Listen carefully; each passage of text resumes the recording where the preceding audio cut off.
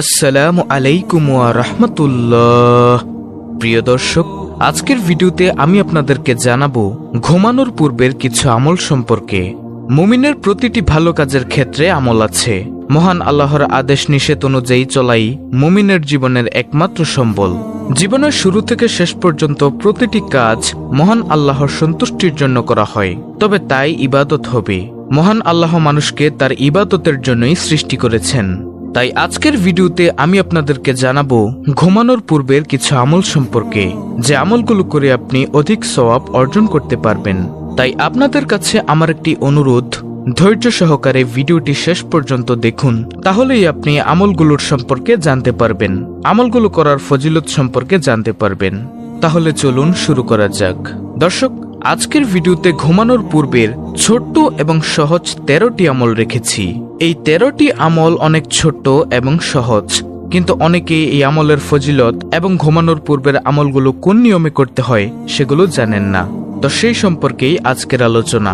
ঘুমানোর আগে কিছু আমল করে নেওয়া ভালো, আমলগুলো নিজের মতো তৈরি করে নেওয়া যায়। তো প্রিয় দর্শক, ঘুমানোর পূর্বের এই 13টি আমলের মধ্য থেকে সর্বপ্রথম আমলটি হলো সূরা ফাতিহা 4 বার পাঠ করা। ঘুমানোর পূর্বে আপনি সূরা ফাতিহা 4 বার পাঠ করবেন। আমি আশা করি আপনারা অনেকেই সূরা ফাতিহা পারেন এবং জানেন, আর যারা না পারেন তারা অবশ্যই শিখে নেবেন। সূরা ফাতিহার রয়েছে অনেক ফজিলত। দর্শক, ঘুমানোর পূর্বের এই 13টি আমলের মধ্য থেকে দ্বিতীয় নম্বর আমলটি হলো সূরা ইখলাস 3 বার পাঠ করা। সূরা ইখলাস ফজিলত ও মর্যাদাপূর্ণ একটি সূরা। পবিত্র কোরআনের 112তম সূরা এটি, যা মক্কায় অবতীর্ণ হয়েছে। এই সূরায় তাওহীদ বা আল্লাহর একাত্মবাদের ঘোষণার পর আল্লাহর সন্তান সন্ততি আছে বলে যে ভ্রান্ত ধারণা করা হয় তার প্রতিবাদ করা হয়েছে। এই সূরাতে আল্লাহ তাআলার অস্তিত্ব ও সত্তার সবচেয়ে সুন্দর ব্যাখ্যা রয়েছে। এটি কোরআনের অন্যতম ছোট সূরা হিসেবেও বিবেচিত হয়ে থাকে। সূরা ইখলাসকে পবিত্র কোরআনের 1/3 সমান বলা হয়। ইখলাস অর্থ গভীর অনুরাগ, একনিষ্ঠতা, নিরেট বিশ্বাস, খাঁটি আনুগত্য। শিরক থেকে মুক্ত হয়ে তাওহীদ বা এক আল্লাহর উপর খাঁটি ও নিরেট বিশ্বাসী হওয়াকে ইখলাস বলা হয়। তাহলে গেল দ্বিতীয় নম্বর আমল, সূরা ইখলাস 3 বার পাঠ করা। তারপরে প্রিয় দর্শক, ঘুমানোর পূর্বের এই 13টি আমলের মধ্য থেকে তৃতীয় নম্বর আমলটি হলো দুরূদ শরীফ 3 বার পাঠ করা। আল্লাহর কাছে ইবাদত বন্দিগি গ্রহণযোগ্য করতে পরম ভক্তি ও ভালোবাসা ভরা অন্তরে নিবিষ্টভাবে নবী করিম সাল্লাল্লাহু আলাইহি ওয়াসাল্লামের উপর বেশি বেশি দুরূদ পাঠ করা একটি নেক আমল। দোয়া কবুলের জন্য মহানবী সাল্লাল্লাহু আলাইহি ওয়াসাল্লামের উপর দুরূদ পাঠ করা অত্যন্ত জরুরি। দুরূদ শরীফ পাঠ করলে আল্লাহর দরবারে ইবাদতের বিনিময় সুনিশ্চিত করা হয়। দুরূদ পড়া এমন এক ইবাদত যা আল্লাহ অবশ্যই কবুল করেন। তারপরে প্রিয় দর্শক, ঘুমানোর পূর্বের আজকের ভিডিওর এই 13টি আমলের মধ্য থেকে চতুর্থ নম্বর আমলটি হলো আস্তাগফিরুল্লাহ 10 বার পাঠ করা। আপনি ঘুমানোর সময় শুয়ে শুয়ে আপনি আস্তাগফিরুল্লাহ, আস্তাগফিরুল্লাহ, আস্তাগফিরুল্লাহ এভাবে 10 বার পাঠ করবেন। নবী করিম সাল্লাল্লাহু আলাইহি ওয়াসাল্লাম সালাম ফিরানোর পরে 3 বার আস্তাগফিরুল্লাহ পড়তেন। এর মধ্যে দোয়ার অর্থ অন্তর্ভুক্ত রয়েছে। নবী করিম সাল্লাল্লাহু আলাইহি ওয়াসাল্লাম 70 বারেরও বেশি আস্তাগফিরুল্লাহ জিকিরের মধ্যে বলতেন।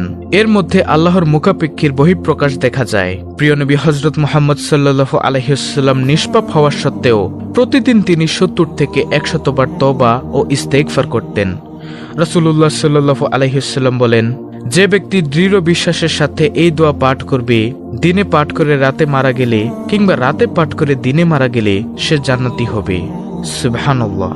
তারপরে ঘুমানোর পূর্বের আজকের ভিডিওর এই 13টি আমলের মধ্য থেকে পঞ্চম নম্বর আমলটি হলো কালেমা শাহাদাত 4 বার পাঠ করা। দর্শক, কালেমা শাহাদাত হলো আশহাদু আল্লা ইলাহা ইল্লাল্লাহু ওয়াহদাহু লা শারীকা লাহু ওয়া আশহাদু আন্না মুহাম্মাদান আবদুহু ওয়া রাসূলুহু।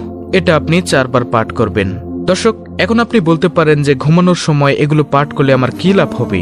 সুপ্রিয় দর্শক, ঘুমানোর পূর্বের এই 13টি আমলের ফজিলত যদি আমি আপনাদেরকে এই ভিডিওতে বলি, তার ফজিলত বলে শেষ করা যাবে না, কারণ এই আমলগুলোর ফজিলত অনেক অনেক বেশি। তাই ভিডিওতে এখানে আমি কয়েকটি ফজিলত তুলে ধরেছি। তারপরে ঘুমানোর পূর্বের আজকের ভিডিওর 13টি আমলের মধ্য থেকে ষষ্ঠ নম্বর আমলটি হলো কালেমা তৈয়বা 3 বার পাঠ করা। কালেমা তৈয়বা হলো লা ইলাহা ইল্লাল্লাহু মুহাম্মাদুর রাসূলুল্লাহ সাল্লাল্লাহু আলাইহি ওয়াসাল্লাম। কালেমার তৈয়বার অর্থ হচ্ছে আল্লাহ ভিন্ন ইবাদত বন্দিগির উপযুক্ত আর কেউই নাই। হযরত মুহাম্মদ সাল্লাল্লাহু আলাইহি ওয়াসাল্লাম তাহার প্রেরিত রাসূল। তারপরে ঘুমানোর পূর্বের আজকের ভিডিওর এই 13টি আমলের মধ্য থেকে 7ম নম্বর আমলটি হলো বিসমিল্লাহ 21 বার পাঠ করা। এই বিসমিল্লাহ আপনি ঘুমানোর সময় অর্থাৎ শোয়ার পরেই পাঠ করবেন 21 বার। তারপরে প্রিয় দর্শক, ঘুমানোর পূর্বের আজকের ভিডিওর 13টি আমলের মধ্য থেকে 8ম নম্বর আমলটি হলো সুবহানাল্লাহ 33 বার, আলহামদুলিল্লাহ 33 বার, আল্লাহু আকবার 34 বার পাঠ করা। সুবহানাল্লাহ অর্থ হচ্ছে সকল পবিত্রতা আল্লাহর, আলহামদুলিল্লাহ অর্থ হচ্ছে সমস্ত প্রশংসা মহান আল্লাহর জন্য, আল্লাহু আকবার অর্থ হচ্ছে আল্লাহ মহান। অর্থাৎ আপনি ঘুমানোর সময় এই তাসবিহগুলো পাঠ করে আল্লাহর প্রশংসা করছেন। আল্লাহু আকবার। তারপরে প্রিয় দর্শক, ঘুমানোর পূর্বের আজকের ভিডিওর 13টি আমলের মধ্য থেকে 9ম নম্বর আমলটি হলো আয়াতুল কুরসি পাঠ করা। আয়াতুল কুরসি হলো সূরা বাকারার 255 নং আয়াত। এর ফজিলত অনেক অনেক বেশি। আয়াতুল কুরসির ফজিলত সম্পর্কে রাসূলুল্লাহ সাল্লাল্লাহু আলাইহি ওয়াসাল্লাম বলেছেন, যে ব্যক্তি প্রত্যেক ফরজ সালাতের পর আয়াতুল কুরসি পাঠ করবে তাকে জান্নাতে যাওয়ার থেকে মৃত্যু ব্যতীত কোনো কিছুই বাধা দিতে পারবে না। সুবহানাল্লাহ। মুসলিম শরীফের হাদিস, নাসাঈ শরীফের হাদিস। আর রাতে ঘুমানোর সময় পাঠ করলে সকাল পর্যন্ত তার হেফাজতের জন্য একজন ফেরেশতা পাহারায় নিযুক্ত থাকে, যাতে শয়তান তার নিকটবর্তী হতে না পারে। বুখারী শরীফের হাদিস। দর্শক, আমাদের চ্যানেলে আয়াতুল কুরসি সম্পর্কিত অনেক ভিডিও রয়েছে, আপনারা চাইলে দেখে নিতে পারেন। তারপরে প্রিয় দর্শক, ঘুমানোর পূর্বের আজকের ভিডিওর এই 13টি আমলের মধ্য থেকে 10ম নম্বর আমলটি হলো 3 কুল পাঠ করা। 3 কুল অর্থাৎ সূরা ইখলাস, সূরা নাস, সূরা ফালাক অথবা সূরা কাফিরুন, এগুলো আপনি পাঠ করবেন। তারপরে প্রিয় দর্শক, ঘুমানোর পূর্বের আজকের ভিডিওর 13টি আমলের মধ্য থেকে 11 নম্বর আমলটি হলো ঘুমানোর দোয়া পড়া। দর্শক, ঘুমানোর পূর্বের দোয়াটি হলো আল্লাহুম্মা বিসমিকা আমুতু ওয়াহিয়া। তারপরে প্রিয় দর্শক, ঘুমানোর পূর্বের আজকের ভিডিওর 13টি আমলের মধ্য থেকে 12 নম্বর আমলটি হলো ডান কাত হয়ে শোয়া। তারপরে সর্বশেষ 13 নম্বর আমলটি হলো ঘুম না আসা পর্যন্ত আস্তাগফিরুল্লাহ পাঠ করা।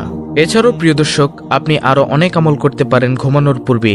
আমি শুধুমাত্র ছোট্ট কয়েকটি সহজ আমল তুলে ধরলাম আজকের এই ভিডিওতে।